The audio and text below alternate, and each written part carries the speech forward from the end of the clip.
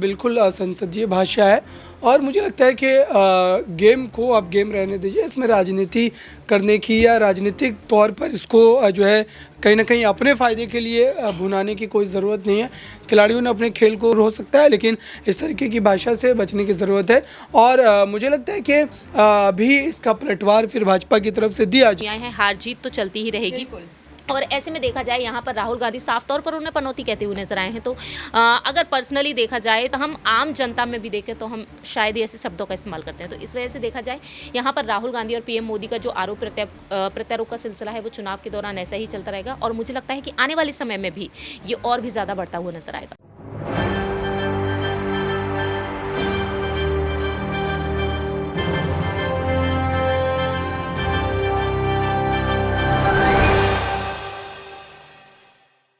नमस्कार, आप देख रहे हैं एसपीएन 9 न्यूज़। एसपीएन 9 न्यूज़ में आपका स्वागत है और मैं हूं आपके साथ नेहा। क्या मोदी के मूर्खों के सरदार का जवाब राहुल का पनौती मिला है?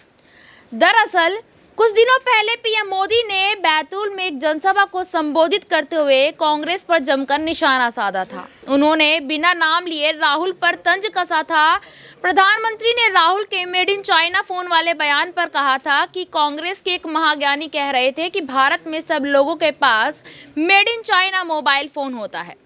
तो यहाँ पर पीएम मोदी ने कहा कि अरे मूर्खों के सरदार, किस दुनिया में रहते हो? कांग्रेस के नेताओं को अपने देश की उपलब्धियां ना देखने की मानसिक बीमारी यहाँ पर हुई है। इसी बीच आपको बता दें कि वर्ल्ड कप के फाइनल मैच में ऑस्ट्रेलिया के हाथों टीम इंडिया को करारी हार मिली थी। इस मैच को देखने के लिए प्रधानमंत्री नरेंद्र मोदी भी स्टेडियम में मौजूद थे।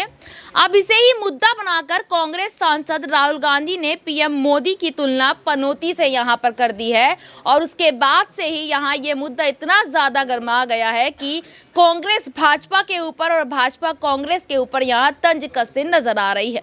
इसी बीच आपको बता दें कि यहाँ पर कांग्रेस के नेता और भी कई ऐसे नेता है जो यहाँ पर पीएम मोदी को लेकर ट्वीट करते नजर आ रहे हैं और उसके बाद अखिलेश यादव ने भी यहाँ पर ये बात कही है कि अगर इस मैच को लखनऊ में कराया जाता तो शायद टीम इंडिया यहाँ पर जीतती नजर आती है।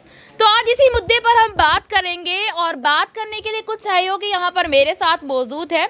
और सबसे पहले अब्रार से मैं यहाँ पर सवाल लेना चाहूँगी कि अब्रार, जैसे आपने देखा कि ऑस्ट्रेलिया के जीतने के बाद और भारत को करारी हार मिलने के बाद यहाँ पर उसी वक्त तुरंत यहाँ सोशल मीडिया पर ये ट्रेंड करने लग गया था। लगातार लोगों के मीम्स भी बनने यहाँ पर शुरू हो गए थे और आज तो कांग्रेस नेता राहुल गांधी ने यहाँ पर अगर देखा जाए इनडायरेक्टली यहाँ पीएम मोदी को पनौती यहाँ पर कहा है। यहाँ कंपेयर भी किया जा रहा है, जैसे कि मैंने अभी बताया कि कुछ दिन पहले जब जनसभा को संबोधित करते हुए देश के प्रधानमंत्री मोदी ने यहाँ पर इनडायरेक्टली ही राहुल गांधी को यहाँ मूर्खों का सरदार कहा, तो आज यहाँ पर पनौती शब्द से इसे कंपेयर किया जा रहा है। तो कैसे देख रहे हैं आप इसे? देखिए, इस वक्त देश की राजनीति में लगातार शब्दों की गरिमा जो है वो गिरती चली जा रही, चाहे वो इस पक्ष की बात करें या फिर दूसरे पक्ष की बात करें।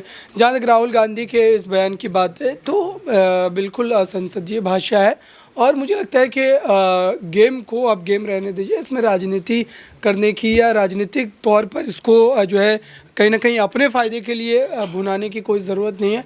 खिलाड़ियों ने अपने खेल को दर्शाया, लगातार 10 मैचों में उनकी अच्छी जो आप कह सकते हैं कि जो प्रदर्शन जो है वो हमने देखा। लेकिन एक मैच जो फाइनल में एक तरीके से आप कह सकते हैं कि वहाँ पर जिस तरीके से प्रधानमंत्री पहुँचे, गृह मंत्री पहुँचे और कई बड़े वीआईपी वहाँ पर मौजूद थे, सभी लोग मौजूद थे, तो इस लिहाज से अगर देखा जाए तो सभी पनौती हुए। और इस लिहाज से अगर देखा जाए तो राजीव शुक्ला जो कि कांग्रेस पार्टी के बड़े लीडर हैं वो भी पनौती हुए। तो ये बयान मुझे लगता है कि राजनीतिक ज़रूर हो सकता है, लेकिन इस तरीके की भाषा से बचने की ज़रूरत है।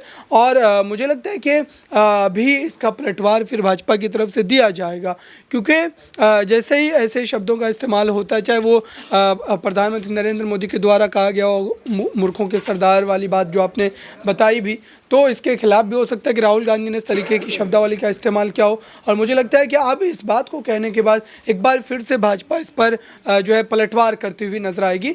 तो जैसे जैसे चुनाव नज़दीक आएंगे वैसे वैसे आपको इस तरीके के शब्द नए नए जो है और गरिमाहीन शब्द जो है आपको सुनने को मिलते रहेंगे, क्योंकि इस वक्त भारत की राजनीति का यह हिस्सा बनता चला जा रहा है। एक सवाल और अबरार मैं आपसे लेना चाहूंगी, आपको नहीं लगता कि यहाँ पर चुनावों के जोश में और जितने भी राजनीति दल के जो नेता हैं, चलिए नेता को भी अगर मैं थोड़ा साइड करती हूँ, यहाँ देश के पीएम के पद पर रहने के बावजूद आप इस तरीके की भाषा का अगर यूज़ कर रहे हैं, जनसभा को संबोधित करते हो, आपको कैसा लगता है? ऐसा बोलना चाहिए किसी भी नेता को लेकर यहाँ?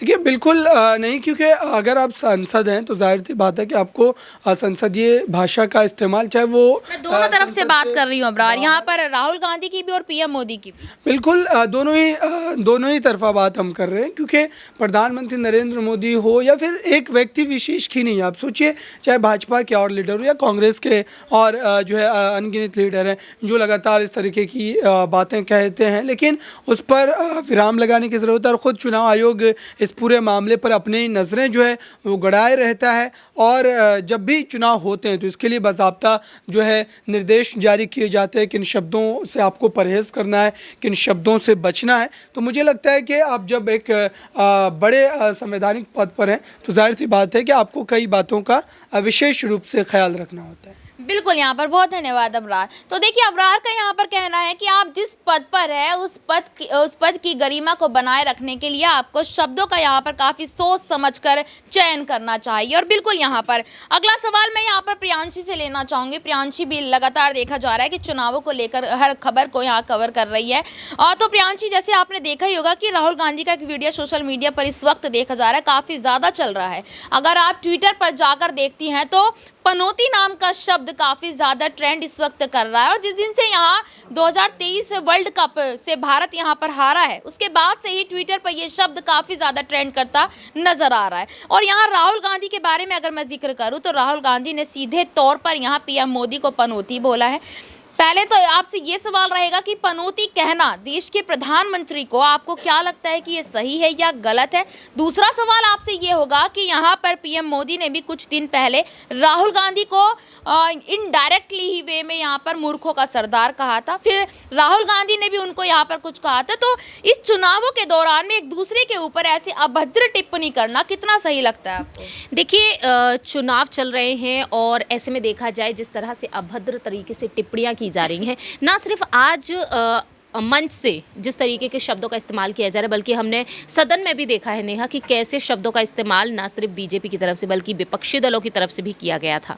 तो ऐसे में देखा जाए यहाँ पर पीएम मोदी को, जो देश के प्रधानमंत्री हैं, उन्हें पनौती कहना वाकई में यहाँ पर एक ऐसे शब्द का इस्तेमाल किया गया है जिसका इस्तेमाल उनके लिए नहीं करना चाहिए था। और जो भारतीय जो क्रिकेट टीम है जिसने हार का सामना किया है उसका जिम्मेदार पीएम मोदी को ठहराना, यहाँ पर वाकई में उसे गलत तरीके से ही देखा जाए, वो गलत ही माना जाएगा। दूसरी ही तरफ यहाँ पर देखा जाए तो आखिरकार उस पॉजिटिव पॉइंट को भी देखना चाहिए कि जब क्रिकेट टीम हार गई तब वह टीम के खिलाड़ियों से मिलने पहुंचे और यहाँ पर उनका हौसला बढ़ाते हुए नजर आए, उन्हें साफ तौर से कहते हुए नजर आए कि क्योंकि देखा जाए ये खेल की दुनिया है, हार जीत तो चलती ही रहेगी।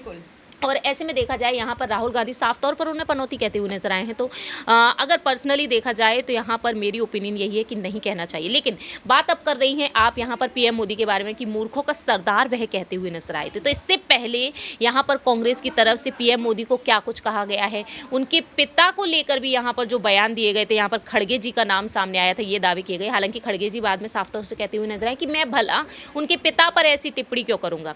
तो यहाँ पर राजनीति का स्तर इतना गिर चुका है, यहाँ पर मैं किसी भी खेमे की साइड नहीं ले रही, बल्कि देखा जाए बीजेपी अगर पलटवार कर रही है तो कांग्रेस पार्टी भी यहाँ पर बयान देती हुई नजर आ रही है। तो राजनीति का स्तर इस तरीके से गिर चुका है नेहा कि यहाँ पर शब्दों का इस्तेमाल यहाँ पर किस तरीके से किया जा रहा है, क्योंकि हम आम जनता में भी देखें तो हम शायद ही ऐसे शब्दों का इस्तेमाल करते हैं। तो इस वजह से देखा जाए यहाँ पर राहुल गांधी और पीएम मोदी का जो आरोप प्रत्यारोप का सिलसिला है वो चुनाव के दौरान ऐसा ही चलता रहेगा और मुझे लगता है कि आने वाले समय में भी ये और भी ज़्यादा बढ़ता हुआ नजर आएगा। एक सवाल प्रियांशी और मैं आपसे लेना चाहूंगी, राहुल गांधी के ऊपर पहले से एक मुकदमा चला हुआ है जैसे कि आप जानते होंगे मानहानि का, तो क्या अब उन्होंने इस शब्द का यहाँ पर उपयोग किया है, क्या अब अगले मुकदमे के लिए उनको तैयार हो जाना चाहिए?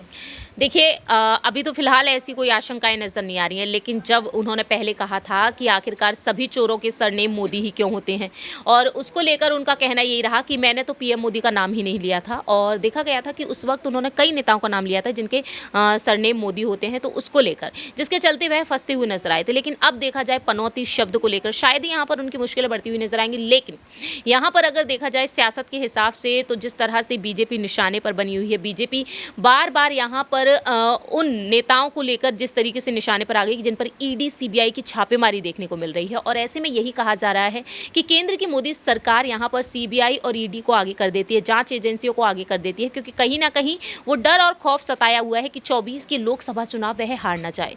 तो उसको ध्यान में रखते हुए शायद यहाँ पर कोई अलग तरीके से यहाँ पर एक्शन देखने को मिल सकता है, लेकिन फिलहाल देखा जाए तो ऐसा कुछ भी नजर नहीं आता है। देखिए बिल्कुल यहाँ पर जैसे कि प्रियांशी ने कहा कि जांच एजेंसियों का सहारा यहाँ पर लेकर जो केंद्र सरकार है वो कुछ भी यहाँ कर सकती है। अगर हम यहाँ पर बात करें तो देखिए चुनाव का दौर इस वक्त चल रहा है, 3 राज्यों के चुनाव खत्म हो चुके हैं, 2 राज्यों के बचे हैं, और उसके बाद लोकसभा चुनाव जो सबसे ज्यादा अहम चुनाव है। लोकसभा 2024 के लिए सारे जितने भी राजनीतिक दल हैं एक दूसरे के ऊपर यहाँ तंज कसते हुए नजर आ रहे हैं, लेकिन इस तंज में ये ना भूले कि आप किसको और किस पद को क्या आप यहाँ पर कह रहे हैं। अब यहाँ ये देखना होगा कि राहुल गांधी के ऊपर क्या दोबारा से कोई मुकदमा यहाँ दर्ज होता है या नहीं होता है। इस रिपोर्ट को लेकर आपकी क्या राय है, हमें कमेंट बॉक्स में जरूर बताएं और देखते रहिए SPN 9 न्यूज़। धन्यवाद।